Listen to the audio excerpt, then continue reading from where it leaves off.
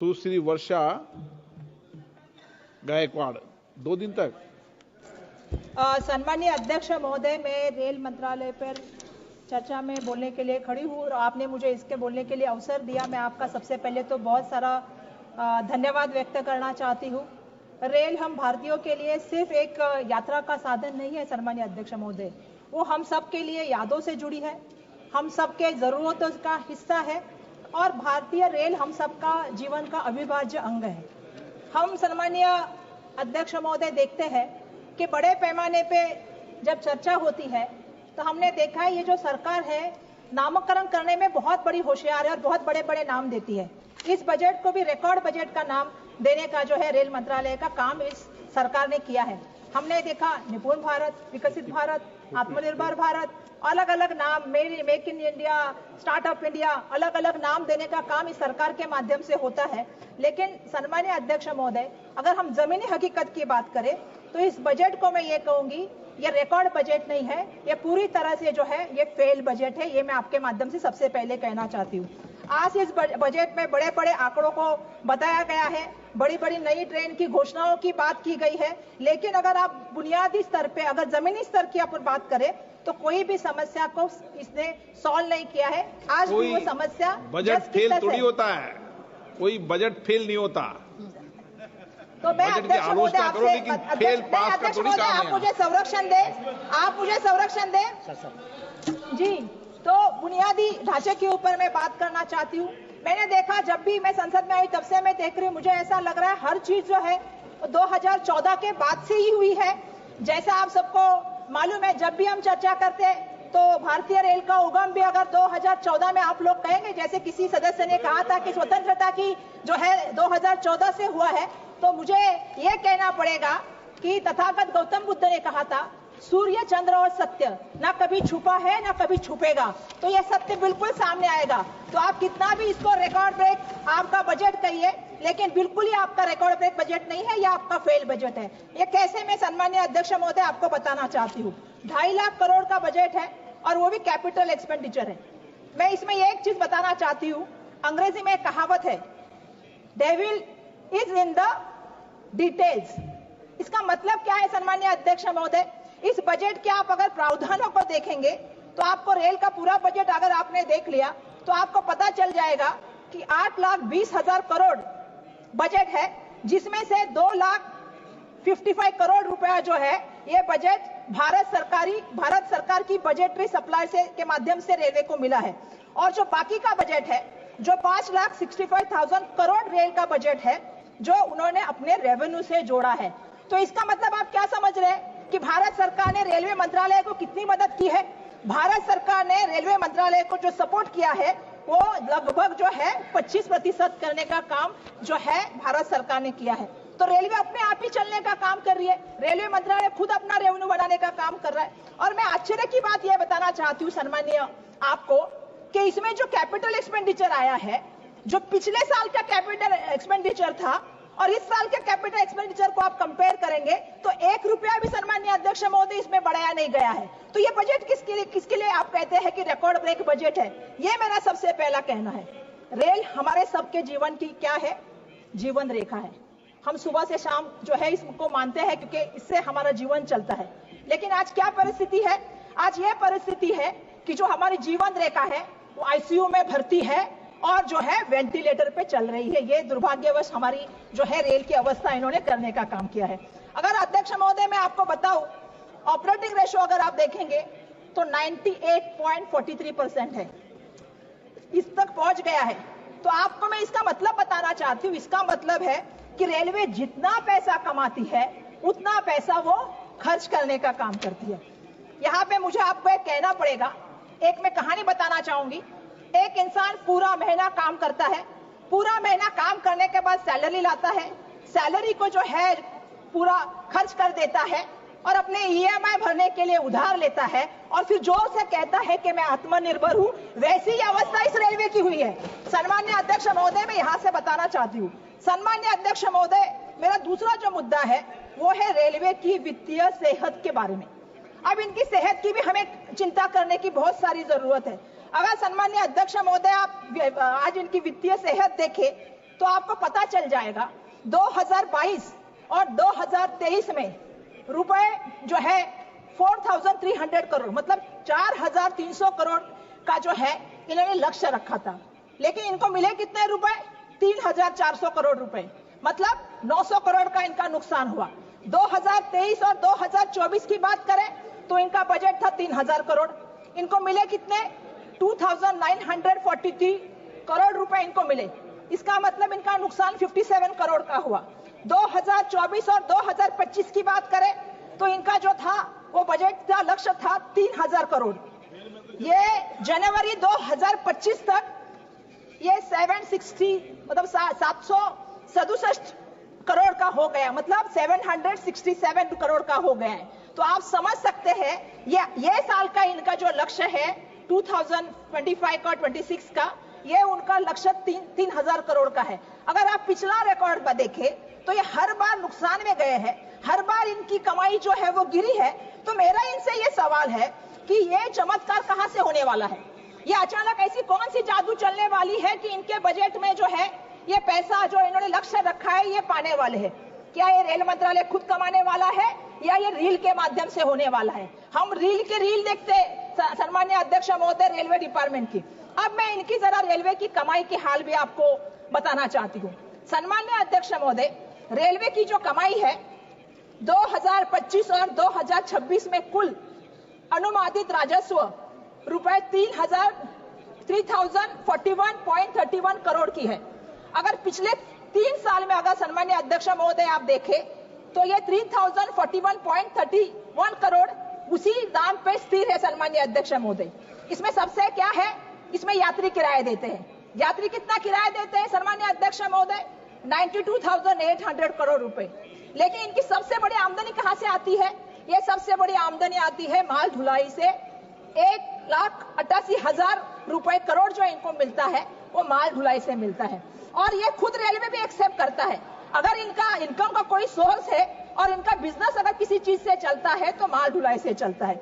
लेकिन इसमें भी मैं कुछ बताना चाहती हूँ, क्योंकि इसमें भी जमीनी हकीकत अध्यक्ष महोदय कुछ अलग है। जमीनी हकीकत ये है, अगर आप देखेंगे तो रेलवे का जो फ्रंट ट्रैफिक का जो 1951 अगर आप देखेंगे तो 85% का था।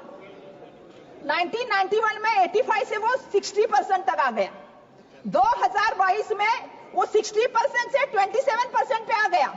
मतलब अगर आप देखोगे तो आज माल ढुलाई की भी जो है उन्होंने पूरा मुंह मोड़ लिया है रेलवे से। वो भी सोच रहे हैं कि सड़क का परिवहन अच्छा है, जल का परिवहन अच्छा है, लेकिन रेलवे का परिवहन अच्छा नहीं है। तो आज आप समझ सकते हो इन्होंने एक नेशनल प्लान बनाया है सरकार ने, और नेशनल प्लान में जो नेशनल रेलवे का इनका प्लान है 2030 का, इसका इन्होंने लक्ष्य रखा है। और लक्ष्य क्या रखा है?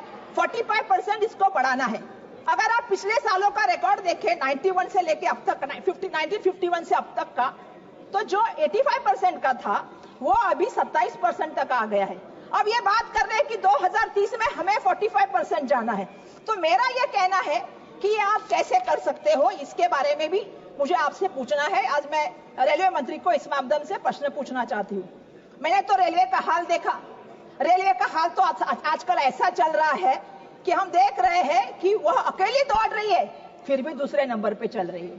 तो यह परिस्थिति की रेलवे की लाने का काम केंद्र सरकार ने किया है, ये मुझे यहां से कहना पड़ेगा।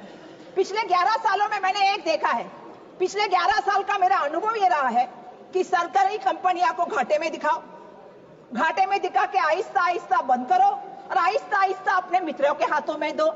ये मित्रों की सरकार जो बन के आई है उसके मामले में मुझे ये भी कहना है कि अगर कैग का रिपोर्ट आप देखोगे तो आपको पता चल जाएगा अध्यक्ष महोदय कि कैग ने क्या कहा है। रेलवे ने जो है 2,604 करोड़ का घाटा झेला है। 2,604 करोड़ का घाटा, ये आपको समझना पड़ेगा, क्योंकि आहिस्ता आहिस्ता घाटा करके, और मैं बताना चाहती हूँ 3,200 करोड़ के कर्ज के प्रति जो है इन्होंने ब्याज दिया है, अतिरिक्त ब्याज। वो ब्याज कितना है अतिरिक्त सम्माननीय अध्यक्ष महोदय? वो ब्याज दिया है 834 करोड़ 0.72 रुपीस करोड़। तो मेरा सवाल ये है कि आहिस्ता आहिस्ता घटा रहे हैं, अतिरिक्त ब्याज दे रहे हैं, तो क्या सरकार सोच रही है कि इसको प्राइवेट सेक्टर में बना दिया जाए?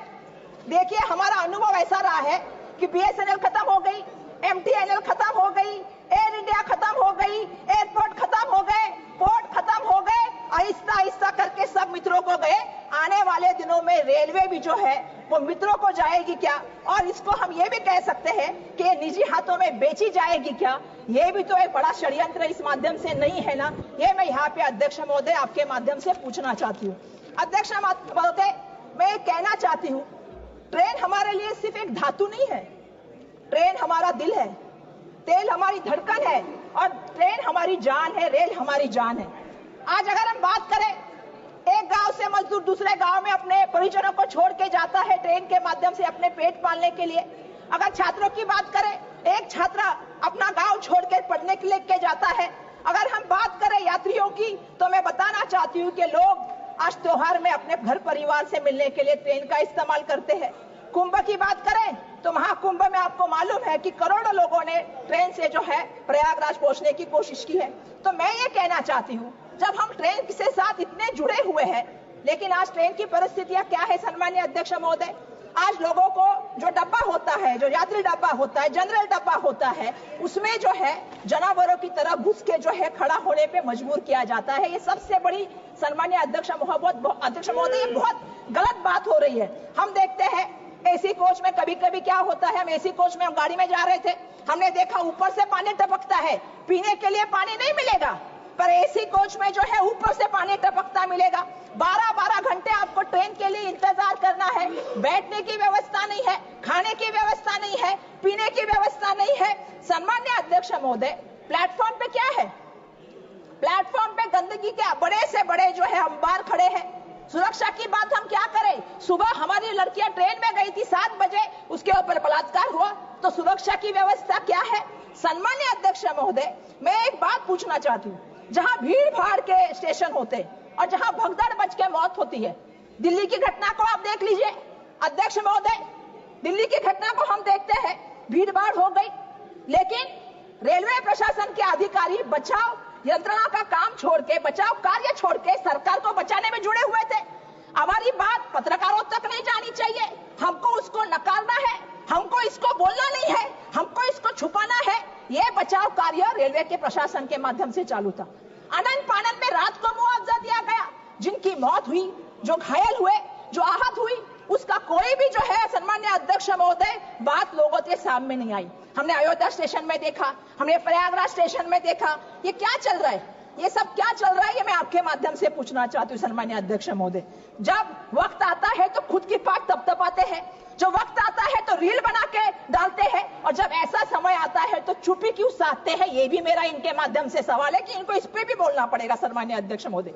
पिछले दिनों हमने महाराष्ट्र में घटना देखी, एक जलगांव की घटना हुई, एक पुष्पक एक्सप्रेस जा रही थी मुंबई की तरफ, और वहां पे अचानक से भगदड़ मच गई कि कहां गया, ट्रेन में आग लगी है, ट्रेन में आग लगी है, लोग कूद गए ट्रेन से बाहर। सामने जो है वहां से बेंगलोर एक्सप्रेस आ रही थी, उसके नीचे लोग कुचले गए, 13 लोगों की मौत हो गई। इसका जिम्मेदार कौन है सन्माननीय अध्यक्ष महोदय, मुझे आपसे पूछना है। अगर वहां पे कोई कम्युनिकेशन नहीं के माध्यम नहीं है तो ट्रेन के अपघात आप कैसे रोक सकते।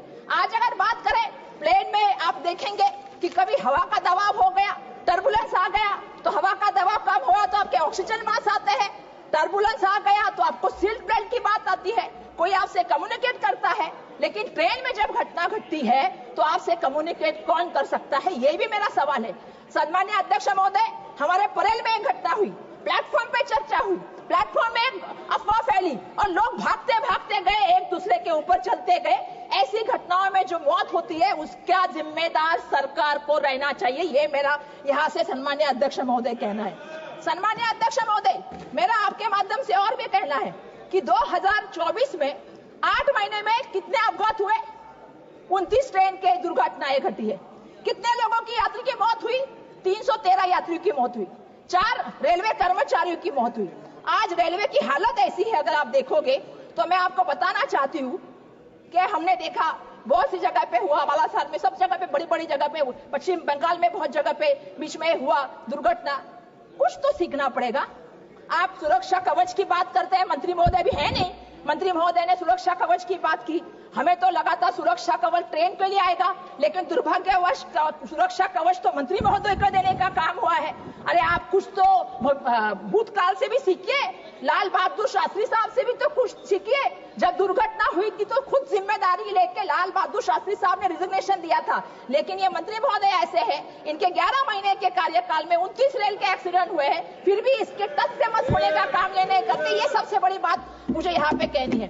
अगर रेल की बात हो और मुझे अगर हालात कहने की बात हो तो मुझे मुंबई के बारे में तो कहना पड़ेगा, क्योंकि मुंबई जो है वो आप सबको मालूम है कि सबसे बड़ी मुंबई की, हम तो कहते हैं मुंबई चलती ही रेल से है, तो मुंबई की अगर लाइफलाइन किसको कहते हैं तो रेल को कहा जाता है। मैं आपसे कहना चाहती हूँ, आज क्या सवाल है मुंबई की हालत का, जो हमारी रेल की हमारी जो लाइफलाइन थी वो आज लाइफ सपोर्ट पे आ गई है।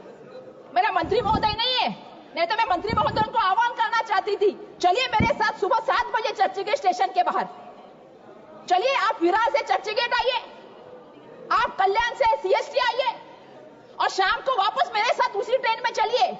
आप देखिए लोगों की अवस्था क्या है। सम्माननीय अध्यक्ष महोदय, लोगों को बैठने नहीं, खड़े रहने के लिए जगह नहीं है। आज पहली बार मैं ये भी चीज कहना चाहती हूँ कि क्या हो रहा है हमारे मुंबई में। मुंबई में लगभग लोकल ट्रेन में 2468 लोगों की जो है वो मौत होती है, वो अपनी जान गंवाते हैं सम्माननीय अध्यक्ष महोदय। और मैं उसमें भी कहना चाहती हूँ, उसमें से उसके साथ 1151 लोग ये कैसे मरते हैं मालूम है? ये पटरी से चलते हुए, पटरी बदलते हुए मरते हैं। आज भी हमारी समस्या क्या है? हमारे पास ओवरहेड का ब्रिज नहीं है। आज भी 12-12, 15-15 घंटे ट्रेन लेट हो जाती है, लोग पटरियों से चल के जाते हैं। तो इनकी सुरक्षा कौन करेगा? इनकी रक्षा कौन करेगा? सम्माननीय अध्यक्ष महोदय, मुंबई के ट्रेन के अपघात में 2697 लोग घायल होते। तो ये परिस्थिति मुंबई की है, जो मुंबई देश की आर्थिक राजधानी, जो देश में आप सभी लोग मुंबई को देखते हैं। मैं एक कहना चाहती हूँ कि इसके मामले में मैं कहना चाहती हूँ कि सरकार इतना पैसा देती है, सरकार 1 लाख करोड़ रुपया सुरक्षा के लिए देती है, तो ये सुरक्षा होती किसकी है? जब लोग पटरी पे सुरक्षित नहीं, स्टेशन पे सुरक्षित नहीं, अगर हम देख के बाहर गांव में जाए तो हर ट्रेन को दरवाजे होते हैं, हमारे ट्रेन को दरवाजे नहीं होते, हमारे लोग गिरते हैं। तो ये सुरक्षित नहीं है तो किसके लिए 1 लाख रुपया खर्चा करती है? इसकी भी चौकसी होनी चाहिए। आपको समझनी पड़ेगी कि एक एक जान अनमोल है, एक एक जान की कीमत है। घर से इंसान बाहर निकलता है तो घर परिवार ये सोचता है कि मेरा बच्चा घर में आएगा कि नहीं आएगा। तो सरकार इस मामले में थोड़ा बहुत तो एहसास रखती है क्या? ये भी सम्माननीय अध्यक्ष महोदय, मेरे आपके माध्यम से ही सरकार को सवाल है, थोड़ा तो संवेदनशील हो जाइए, थोड़ा तो लोगों के बारे में सोचिए। ये मेरा इनसे यहाँ पे कहना है। हम कहते हैं कि भारतीय रेल का जो नेटवर्क है वो देश में नहीं, पूरे दुनिया में 4थे नंबर का है। हमारी पूरी दुनिया में हमारी भारतीय रेल 4थे नंबर का बड़ा नेटवर्क रखती है, और सबसे बड़ी आबादी का देश भी किसके पास है तो हमारे देश के पास है।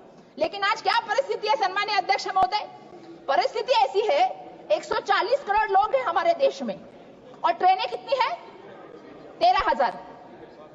तो अगर इसका कैलकुलेशन आप करें तो आपको पता चल जाएगा, हर ट्रेन पर 1,07,000, हर ट्रेन में 1,07,000 लोगों का उसके ऊपर भार है, बोझा है। मतलब एक ट्रेन में कितने लोग घूमते हैं आप समझ सकते हो कि उसके ऊपर कितने लोगों की जिम्मेदारी है। तो ये मैं बोलना चाहती हूँ, हमारे मराठी पिक्चर सैराट में, अभी 5 मिनट आते, 2 मिनिट, हमारे मराठी पिक्चर में एक डायलॉग था, क्या था? मराठी मध्ये बोलू का इंग्लिश मध्ये सांगू? मराठी इंग्लिश में समझते कि नहीं? अब मुझे बोलना पड़ेगा ये हिंदी का सफर है कि इंग्लिश का सफर है, SUFFER। तो ये इंग्लिश का सफर है, लोगों को इससे जो है वो तकलीफ सहनी पड़ती है। दूसरी तरफ आप दाम की बात करें, अगर हम फ्लाइट से जाए, 2 महीने पहले मुंबई से दिल्ली की फ्लाइट ले तो कितनी प्राइस है उसकी? 4,500 रुपए। और अगर हम यही जो है 15 घंटे ट्रैवल करके तेजस एक्सप्रेस से जाए, राजधानी से जाए, सेकंड क्लास की टिकट कितने की है? 4,300 रुपए की। अगर फर्स्ट क्लास की टिकट लूं तो 5,300 रुपए की। अरे मैं पहला वक्ता हूं, मुझे बोलने तो दीजिए। बहुत लंबी सूची है, बहुत लंबी है। तो मैं इतना ही कहूंगी, इसका मतलब है कि 6 गुना आप हफ्ते नहीं लेते, 6 गुना आप टाइम लेते हो। एक मिनट खत्म करूंगी, 1 मिनट प्लीज। 1 मिनट में फिनिश कर दूंगी। तो इसका मतलब है आप 6 गुना ज्यादा टाइम लेते हो और प्राइस भी ज्यादा लेते हो। मेरा यही कहना है कि ना हमें स्पा चाहिए, ना हमें मार्केट चाहिए, ना हमें सेल्फी पॉइंट चाहिए। हमें ये नहीं चाहिए। हमें क्या चाहिए मैं आपसे बताना चाहती हूँ। हमें चाहिए स्वच्छ टॉयलेट, पानी, स्वच्छ अच्छा भोजन और सुरक्षा और टाइम की पाबंदी। ये हमारी सबसे बड़ा कहना है। स्टेशन के बाहर हमें चाहिए एम्बुलेंस। और मेरा एक कहना है, ये फैंसी इनॉग्रेशन और पीआर घोषणा से राजनीति से ऊपर उठिए। और मैं आखिर में नियम 377 के अधीन सभापति ने I gave the bell twice, please understand, and I have given 20 minutes. Okay, last 30 seconds, please complete. Sir मैंने कुछ please complete, please conclude. Sir मैं अपना भाषण एक शायरी के साथ समाप्त करूंगी, क्योंकि वंदे भारत क्या है, वंदे भारत शताब्दी उसी की बात है।